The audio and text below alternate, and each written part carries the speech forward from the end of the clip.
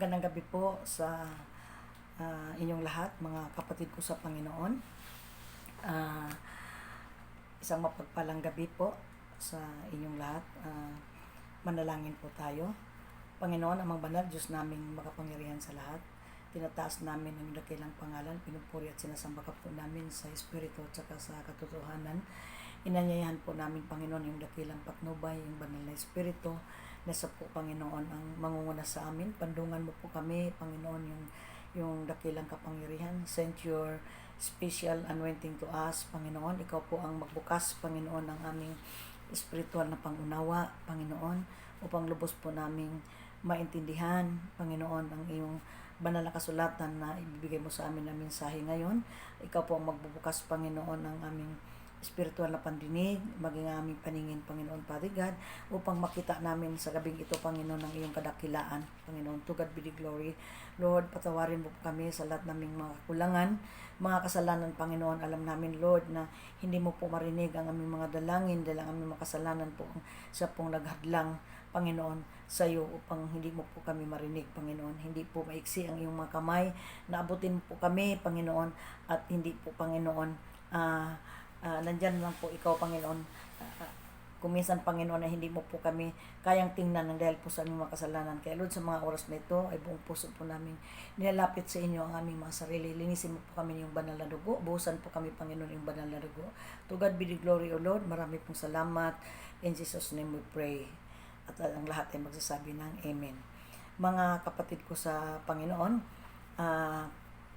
ang ating pong topic sa gabing ito sa ating midweek service ay regarding po ito sa the power for the vision, no? We have dreams and destination. Lahat tayo ay may mga pangarap, at ang pangarap natin, ang vision natin ay ito po yung ating destination, no? At ang sabi nga sa isang author na ating nabasa sa isang books na si Paul Hobby, meron tatlong karakter dito na kanyang binanggit sa kanyang sinulat. Ang una, ang sabi nga dito, a blind man's world is bounded by the limits of his thoughts. So, ang mundo ng isang bulag ay, ang kanyang limitasyon ay hanggang sa kanyang paghipo lang, sa kanyang sa kanyang maabot lang ng kanyang mga kamay. And ang pangalawang karakter dito na binabanggit, an ignorant man's world by the limits of his knowledge. So, ang mangmang na tao, ang ignorante, ang walang pinag-aralan na tao ay limitado lang kung ano lang ang kanyang nalalaman. So, ang pangatlo, sabi ito, a great man's world by the limits of his vision.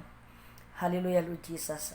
Napakadakila po ang may mga greatest po na mga tao, may mga dakilang tao na sa buong mundo na ating nakilala, kahit sa Bible, kung ating pag-aralan, na mayroon po silang mga vision, mayroon po silang pangitain, mayroon po silang mga pangarap. And our President Rodrigo Duterte has a great vision in our country. So, lalo na sa situation natin ngayon, na pandemic, hindi pa natin alam kung kailan ito matatapos. So, meron siyang mga vision, no? So, ang atin namang senior pastor sa GCEA, alam ko, mga leaders, mga pastors ay mayroon din silang mga pananaw sa church, kung anong dapat gawin, ano nakakabuti sa panahon po ng pandemic, dahil hindi po natin alam din kung kailan din po matatapos. Mayroon po silang mga vision, mayroon silang mga pananaw. At isa nga sa naging vision ng ating mga pastor, na alam ko ay ito ay nilagay ng Panginoon sa kanilang mga puso, ay yung buo sila ng Global Prayer Chain na sa kasalukuyan na ito po ay ang ating ginagawa. Ang layunin po ng panalangin, ang Global Chain ay ito po yung ipanalangin natin ang buong mundo.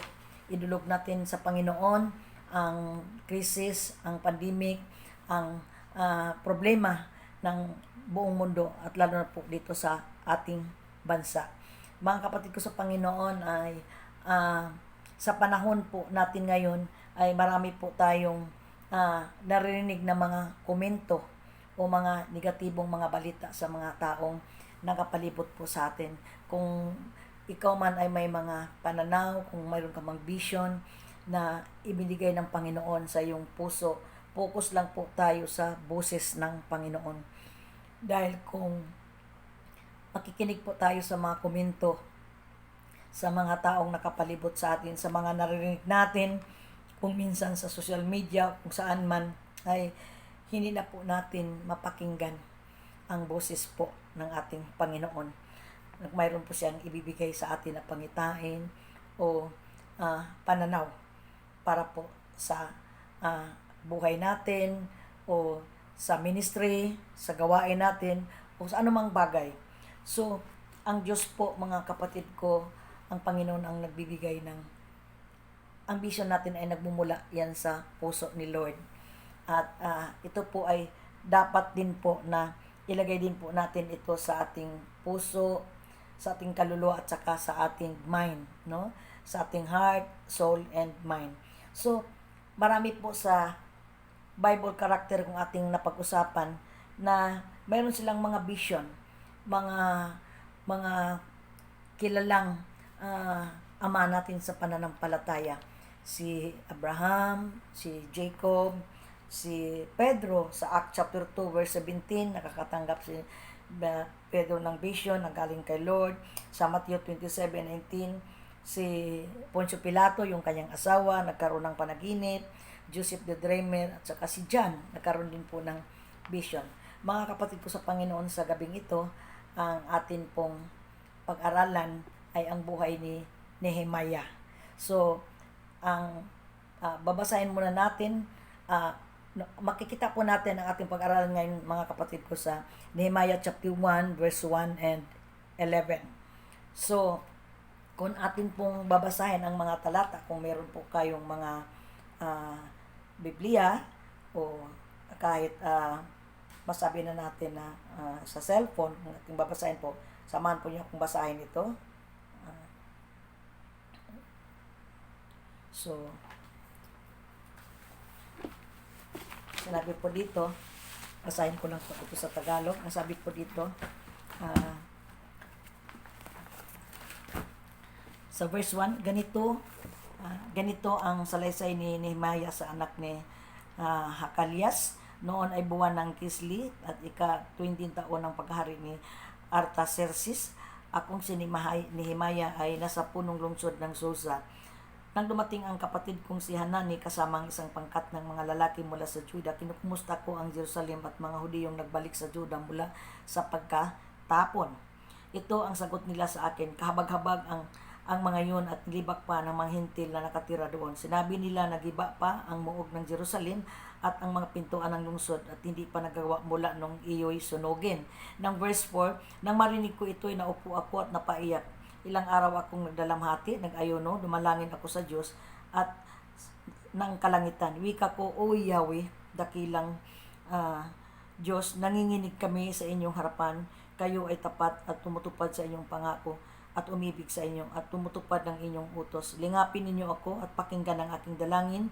Dumadalangin ako sa inyong araw at gabi para sa mga Israelita. Inamin ko na nagkasala kami sa inyo at pati ang aming mga ninuno. Kinalaban namin kayo, hindi namin sinunod ang inyong kautusan. Nilabag namin ang mga tuntuning ibinigay niyo sa amin sa pamagitan ni Moises. Verse 8, sinabi niyo sa kanya, kung kayo tatalikod sa akin, pangangalatin ko kayo sa gitna ng mga bansa, subalit kung manunumbalik kayo at natupad sa aking mga utos, kahit saan kayo mapadpad, titipunin ko kayong muli. Dadalhin ko kayo sa lupaing inihanda para sa inyo at ako'y sa inyo. Sila, sa verse 10, sila ay inyong mga lingkod na tinubos ng inyong kapangyarihan at lakas. O Yahweh, dinggin ninyo ang dalangin namin, kaming inyong lingkod, na magnanais magpaparangal sa inyo. Pagpatagumpayan po ninyo ang aking lakad ngayon at lubin po ninyong kahabagan ako ng hari. To God be the glory, hallelujah, Jesus, sa kanyang mga salita. So, pag-aralan po natin si Nehemiah. Kung sino po ba ito si Nehemiah? Si Nehemiah, mga kapatid, si Nehemiah, isa po siyang Jewish leader. Isa po siyang tinatawag po ng Bible, a man of character, persistence and prayer, brilliant planner, organizer, and motivator. So, under his leadership, the wall around Jerusalem was rebuilt in 52 days. So, nabuo niya ang wall of Jerusalem within 52 days. and as political leader, lead the nation to religious reform and spiritual awakening. And ang occupation ni Nehemiah, siya po naging cupbearer ng hari, at yung isang cupbearer, mga kapatid, ay yung tagatikim ng alak bago niya ibigay sa hari ito para ipainom. Siya munang inom para tiyakin na walang lason yung alak na kanyang binibigay. And then siya ay naging governor siya ng Judah within 12 years, no? Ay naging governor siya ng Judah.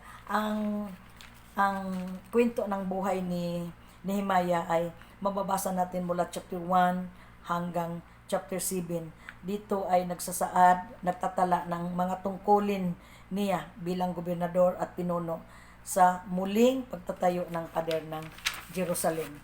So, ang ating pag-aralan po sa gabing ito, mga kapatid ko, ano ba ang naging sikreto ni Nehemiah? Bakit nagtagumpay siya na maitayo niyang muli ang Wall of Jerusalem? Meron tayong 7 mga magagandang bagay, 7 bagay na nabanggit dito na naging sikreto ni Nehemiah na kung bakit nagtagumpay siya na muling itayo ang Wall ng Jerusalem. Ang number 1, mga kapatid, babasahin po natin ang verse 1, 4, and 5. Sinasabi po dito, I was fasting and prayer before the God of heaven, and I said, I pray, Lord God of heaven, O great and awesome God, you also keep your covenant and mercy with those who love you and observe your commandments. So, dito po sa panalangin ni Nehemiah, nakita po natin ito na si Nehemiah ay nagpasted siya ng several days, no? Dahil nag-express niya, expressing the sorrow ang sa bansang Israel. Ang sabi nga dito na umabot siya ng 3 months ng kanyang pagpasting at ininudulog niya sa Panginoon ang kalagayan ng bansang Israel. Humingi siya ng tawad, nagsusumamo siya, umiiyak siya, lumuluha siya, nagpasting siya, hindi siya kumakain, wala siyang ginawa araw at gabi kundi mananalangin. So ang sikreto ni Nehemiah dito para makatagumpayan niya ang kanyang vision ay the closeness of your relationship with God. Ang pagiging close niya, ang pagiging malalim na kanyang relasyon sa Panginoon. Naging malalim ang relasyon ni Nehemiah. Ito yung number 1 niya dito na sikreto. Kasi kung ating basahin, ulitin po natin pagbasa kung anong ginagawa niya. Noong nabalitaan niya, mga kapatid ko sa Panginoon, kung ating ulitin po, na dito po sa verse 1, ang sabi nga dito, nung umalis si Nehemiah sa Persia patungong Jerusalem noong 444 BC upang maging gobernador ng Judah, ito ay 13 taon makaraang dumating doon sa Edra. Si Nehemiah ay pumunta roon na may utos mula sa hari ng Persia upang itayong muli ang muog ng Jerusalem at patibayin ang lungsod. So sa kabila ng labis na pagsalungat, itinayo ni Nehemiah ang muog sa loob ng 52 araw. So ito si Nehemiah ay dinidescribe ng Bible na siya ay isang lalaking may kakayanan, katapangan, katatagan, at mapanalanginan. So, ang importante dito na nandun yung mapanalanginan siya at nandun yung pakipagtulungan niya, no, sa lahat ng mga tao sa bansang Israel. So, noong nabalitaan dito sa verse 1 sinabi, noong nabalitaan ni Nehemiah na magmula sa kanyang kapatid na sabi dito na ang muog ng Israel ay hindi pa naitayo, ay nagiba. Sabi nga dito, nakita niya, ito yung sagot nila, kahabag-habag ang mga yon at tilibak pang mga hintil. Nakatira doon, sinabi nila, nagiba pa ang muog ng Jerusalem. Nung kinumusta niya, nung nabalitaan ni Nehemiah ang sitwasyon ng bansang Israel, ay naupo siya at napaiyak. Grabe ang pagtangis, grabe ang kanyang pag-iyak. At nanalangin siya sa Diyos. At ito nga ay yung kanyang panalangin. Sabi nga niya, O Yahweh, dakilang Diyos, nanginginig kami. So, grabe sabi niya, nanginginig. Nandun yung panginginig niya nandun yung talagang pagsusumamo niya, nanginginig kami sa inyong harapan, kayo ay tapat at tumupad sa inyong pangako at umibig sa inyo at tumupad ng inyong mga utos. Ito yung mga panalangin ni Nehemiah. So, ibig sabihin, ito yung isang sikreto ni Nehemiah na bakit nagtagumpay siya na itayong muli ang Wall of Jerusalem. So, the closeness of your relationship with God. Ito yung number 1. At number 2, the conviction that God is in ultimate control. Pag tayo ay nanalangin, mga kapatid ko, pag ikaw ay nananalangin, kailangan nandun yung matibay mong pananalig. Na kaya ka nananalangin dahil nagtitiwala ka sa mahal na Panginoon. At wala kang ibang inaasahan, kundi ang kapangyarihan lang ng Panginoon. Wala kang ibang pinagtitiwalaan, kundi ang Panginoon lang. Siya ang may control. Ang sabi nga dito sa number 2, the conviction that God is in ultimate control. Kung basahin po natin ang chapter 1, verse 6 ng Nehemiah, sabi dito, please let your ear be attentive and your eyes open, that you may hear the prayer of your servant, which I pray before you now, day and night for the children of Israel, your servant. So, ang panalangin ni Nehemiah, siya ay nag-aayuno. So, araw-gabi nananalangin siya, no? Nandun yung kanyang conviction sa kanyang puso na walang ibang may control, walang ibang makasolve ng kanyang mga problema, kundi ang tulong lang ng ating mahal na Panginoon. Mayroong element ng panalangin na si Nehemiah dito na the element of effective prayer, na bakit naging epektibo ang kanyang mga panalangin. Una, nandun yung praise. Pangalawa, nandun yung thanksgiving. Ang pangatlo, nandun yung repentance. At pang-apat, nandun yung specific request. At ang panglima, nandun yung commitment. So ito yung isa din sa sikreto ni Nehemiah sa kanyang mga panalangin. At ang pangatlo, kung bakit naging matagumpay ang vision ni Nehemiah sa pagpatayong muli sa Wall of Jerusalem ay the confession of the related corporate sin. Pinapanalangin niya ang bansang Israel, ang mga tauhan sa Israel. Ang sabi dito sa Nehemiah chapter 1 verse 6, mga kapatid ko, and confess the sins of the children of Israel which we have sinned against you. So, ito yon. Ang panalangin niya, nandun po yung nag-intercede siya. Nandun yung tinatawag dito na standing in the gap, no? Nandun yung humingi siya ng tawad sa Panginoon. Siya ang tumayo sa mga kasalanan ng bansang Israel. Siya ang humingi ng tawad sa harapan ng Panginoon. Siya ang nagmamakaawa sa harapan ng Panginoon sa mga naging kasalanan. Sa buhay din po natin, mga kapatid ko sa Panginoon, ay meron din po tayong mga wall, meron tayong mga pader sa buhay din natin na dapat po natin buwagin, dapat po natin ibigay sa Panginoon. Ang relasyon po natin sa pamilya natin, yung wall natin sa kapalibutan natin. So siguro yung mga pader sa bansa natin, merong mga pader sa buong mundo natin, yun po ang dapat po nating itaas sa Panginoon. Mga kapatid ko, alam po natin na ang ating bansang Pilipinas ay marami pong masabi na natin na karamdaman, hindi po karamdamang pisikal, kundi karamdamang spiritual.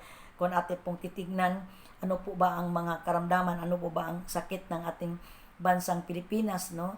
Ang daming mga masabi na natin na sa gobyerno natin, ang daming mga corruption, ang daming mga masabi na natin na gumagawa pa ng mga illegal, yung mga nagninegosyo ng mga illegal, yung mga nagbebenta ng shabu, yung mga kasalanan na hindi na lang natin isa-isahin, yung mga pagiging sakim sa tao, yung mga kuminsan ay nandun pa yung hindi pa tama yung pagbabayad natin ng buwis, o isang pagnanakaw yan sa gobyerno natin. Ang dami pong sakit ng ating bansa, mga kapatid ko. Hindi lang po sakit sa physical, kundi sakit po na spiritual na dapat po nating ipanalangin sa time po natin ngayon.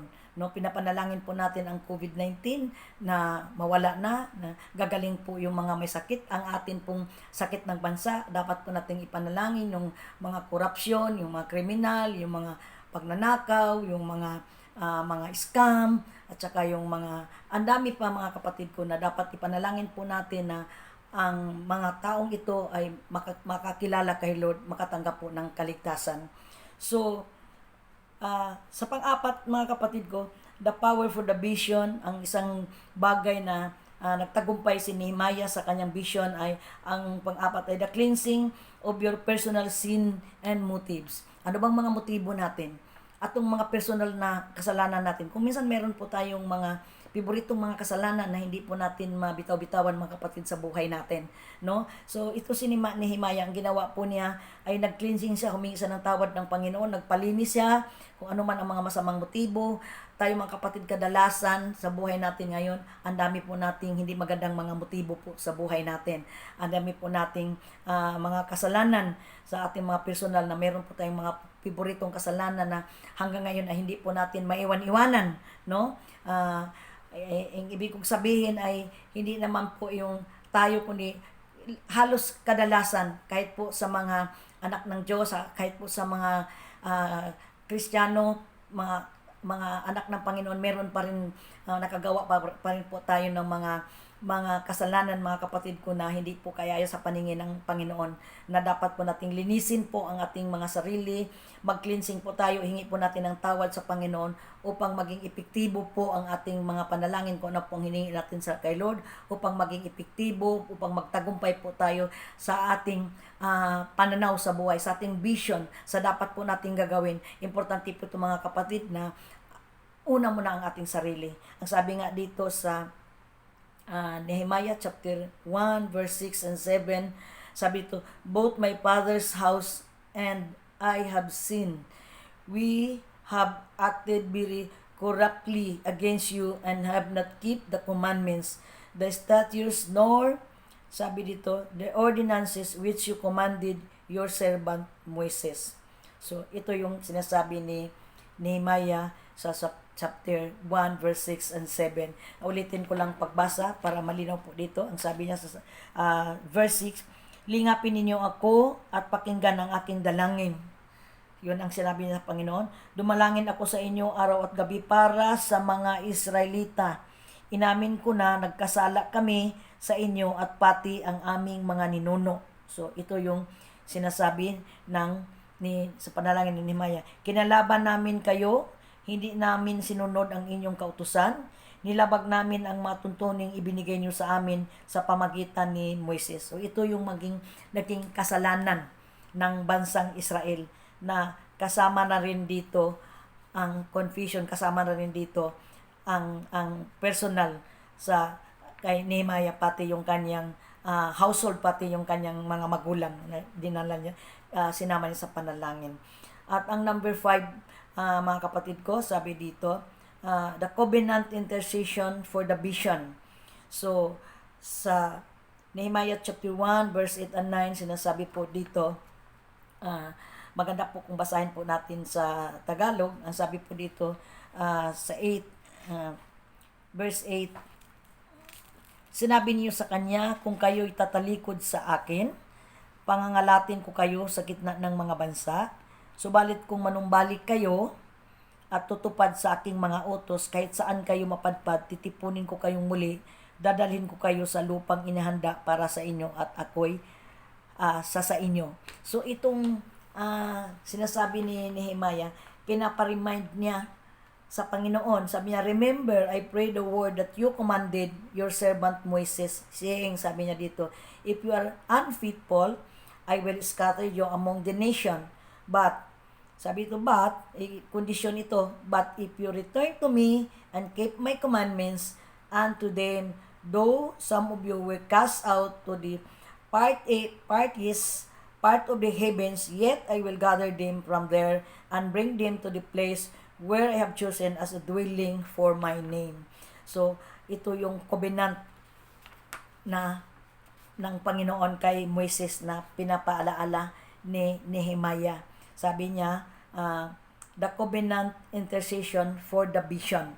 So, na pinaparemind ng Panginoon ang sabi niya, Lord, ang sabi mo, ito yung sinasabi mo, Lord, na kung kami ay babalik, sabi dito, at kung tatandaan mo, sabi niya dito, subalit kung manumbalik kayo at tutupad sa aking mautos, kahit saan kayo mapadpad, titipunin ko kayong muli, dadalhin ko kayo sa lupang inihanda para sa inyo, at sila'y inyong mga lingkod na tinubos ng inyong kapangyarihan at lakas. Pinaparemind niya, sa verse 10, pinaparemind ni Nehemiah sa Panginoon na, Lord, sila'y iyo ng mga lingkod, sila'y iyo ng niligtas, sila'y iyo ng tinubos, Panginoon, sabi niya dito. Oo. At nagnanais, sabi dito, magparangal sa inyo. Oo, sabi niya, pagtagumpayan mo kami. So ito yung prayer ni Nehemiah sa Panginoon. Pinaremind niya na, Lord, ito yung covenant mo, ito yung pangako mo kay Moises. And pang-5, pang-6, sabi dito, the commission of the Lord is recognized. Sinabi niya ito, now these are your servant and your people whom you are redeemed by your great power. Ito, binasa ko na ito, na nire-recognize niya, pinaparemind niya sa Panginoon na kami yung mga pinili, kami ay iyon ang tinubos, Panginoon. So pinaparemind niya na ito kami, Panginoon. So ito yung the commission of the Lord is recognized. Sabi niya dito, kilalanin mo, sabi niya, kilalanin mo kami, Panginoon. Ito kami ng iyong mga tinubos. Ito yung pinapanalangin ni Nehemiah na nang kinausap niya ang Panginoon sa kanyang mga panalangin. At ang pang-7 dito, the confidence to pray for answers.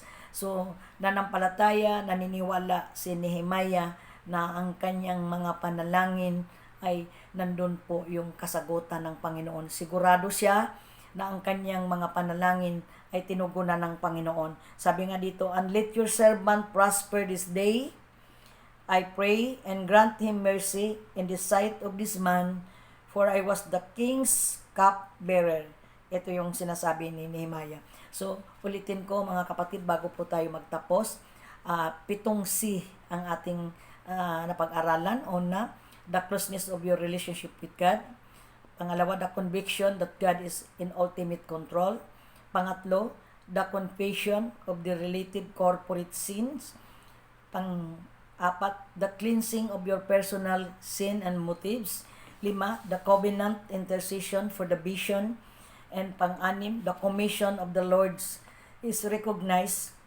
Ang pang-7, the confidence to pray for answers. So ito yung nagbibigay ng kalakasan, ito yung sikreto ni Nehemiah na kung bakit natupad ang kanyang vision, kung bakit natupad ang kanyang mga pangarap, ang kanyang pananaw na maitayong muli ang wall of Israel. So, Jerusalem, ang wall ng Jerusalem. At dito mga kapatid sa ating binasa, dito sa mga talatang ito ay nilalarawan, dinidescribe dito na sa ating napag-aralan na ang panalangin, sakripisyo, kasipagan at katatagan, ang pagsama-sama ng panalangin ay iyon ang sikreto na ikakatupad po ng ating pangitain, ikakatupad po ng ating vision. Dahil ang vision po natin ay galing po yan sa puso ng Panginoon. Kailangan po natin mga kapatid, ang kapangyarihan, ang power ng vision natin, ang power ng ating mga pananaw, ay kailangan po natin ay nanggagaling po ito sa ating mahal na Panginoon. So, to God be the glory mga kapatid ko. Nawa po ay napagpala kayo sa mensahe na ibinigay po sa atin ng ating Panginoon sa mga sa gabing ito, at maging isang magandang halimbawa po ang buhay ni Nehemiah na ating napag-aralan, dahil siya po ay isa po siyang as a leader, as naging governor, ay ang mga katangian po ni Nehemiah ay ito po yung napakaganda, napakainam po na huwaran, na sinasabi po ng Bible. Isa po siyang leader ng pamahalaan, isang lalaki na may karunungan, isang leader na may prinsipyo, isang leader na may lakas ng loob, walang pagkakamali, nandun yung kanyang katapatan, at ang higit sa lahat nandun yung matatag na pananampalataya sa Panginoon, at nandun yung habag, nandun yung awa niya sa mga naaapi, no? Sa bansang Israel, yung mga naapi, at sa buong panahon na siya ay naging gobernador, ay si Nehemiah ay nanatiling matuwid, magpakumbaba, di sakim, mapagsakripisyo sa sarili, at hindi naging tiwali dahil sa kanyang katanyagan. At itong lahat ng ito na mga katangian ni Nehemiah, mga kapatid ko sa Panginoon, ito po yung nais po ng Panginoon po sa buhay natin bilang kanyang mga anak. Ito po yung gusto ng Panginoon po sa atin na bilang kanyang mga tagapaglingkod. Nawa po mga kapatid ko sa Panginoon ay napagpala po kayo sa mensahe na atin pong napag-aralan sa gabing ito. To God be the glory. Marami pong salamat sa inyong lahat.